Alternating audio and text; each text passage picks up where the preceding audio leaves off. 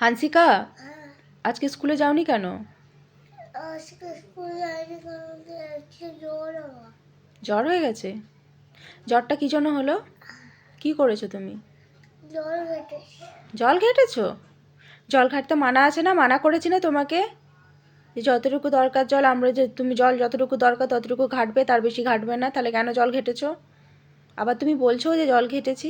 তাহলে তুমি যখন জানো যে জল ঘাটলে জ্বর হবে, তাহলে তুমি জল ঘাটো কেন? সেটা তো জানি না। হ্যাঁ, সেটা তো জানি না। সেটা তো জানি না বললে তো হবে না, সেটা তো বলতে হবে। কেন? এই যে আজকে স্কুলটা অ্যাবসেন্ট হয়ে গেল, তোমার কি ভালো লাগছে?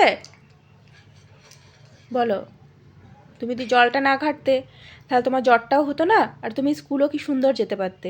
খারাপ লাগছে না তোমার? ফ্রেন্ডদের সঙ্গে দেখা হলো না, ম্যামদের সঙ্গে দেখা হলো না, লাগছে তো? তাহলে আর জল ঘেটো না।